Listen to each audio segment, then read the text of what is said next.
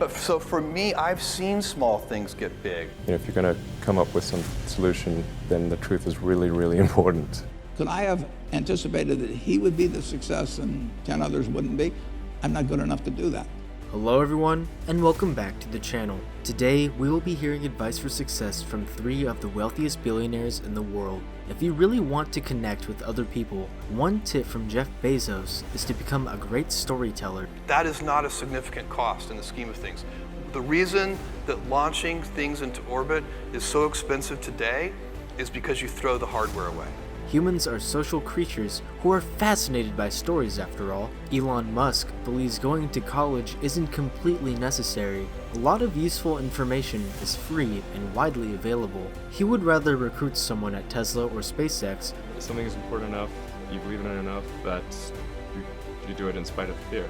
Who dropped out of college and did something truly exceptional instead. In all his wise years, Warren Buffett has never seen anyone have a lot of people love them. His measure for success is to simply be loved by others. And get 1 penny extra, that's $18 million a day. He also believes that we should take care of ourselves and learn as much as we can while we are still alive. But you'll never do anything stupid if you follow some fairly simple principles.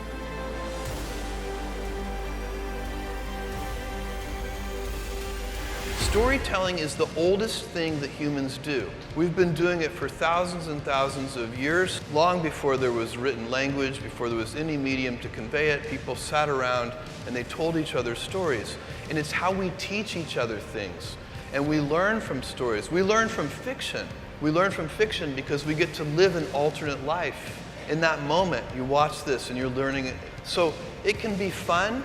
It can be action, it can be funny, it can be comedy, but the very best things take those elements and teach a little something. There's something in there that you walk away with and you're inspired by it. And it doesn't matter if it's drama, comedy, anything, you're gonna walk away with something. And there needs to be lightness. You can't watch something that's just all heavy and you're like, oh my God, I wanna kill myself now.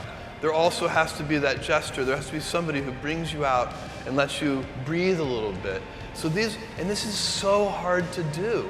That's why there is so many bad movies and so many bad TV shows, because it's one of the hardest things that humans do, is tell riveting, engaging, inspiring stories. But when you get it right, it's a lever that can change the world.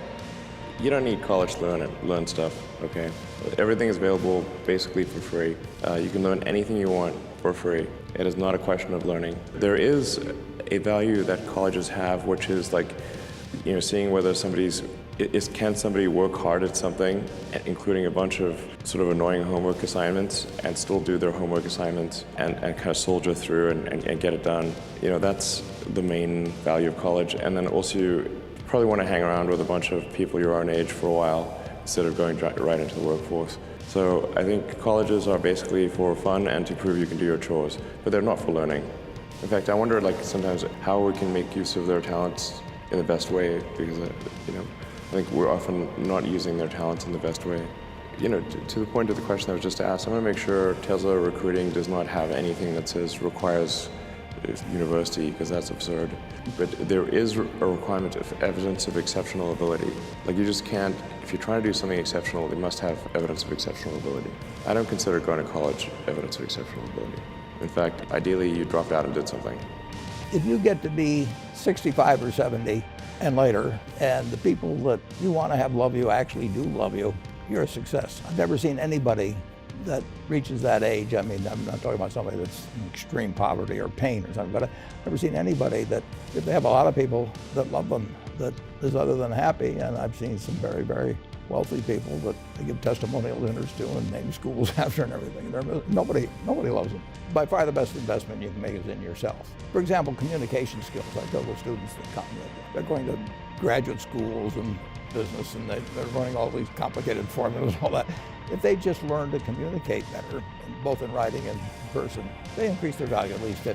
If you can't communicate, somebody says, it's like winking at a girl in the dark. Nothing happens, basically. And you have to be able to get forth your ideas. That's relatively easy. I did it myself with the Dale Carnegie course. Some people wish I'd taken a shorter course now by talking later on. But it's just hugely important. And if you invest in yourself, nobody can take it away from you. If I gave you a car, and it'd be the only car you get the rest of your life, you take care of it like you can't believe. Any scratch, you'd fix that moment. You read the owner's manual, you keep a garage, do all these things. And you get exactly one mind and one body in this world.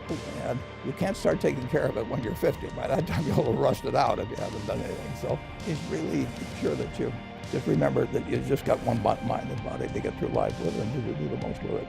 Well, that's all for today. Thank you for watching, and consider subscribing for more motivational videos.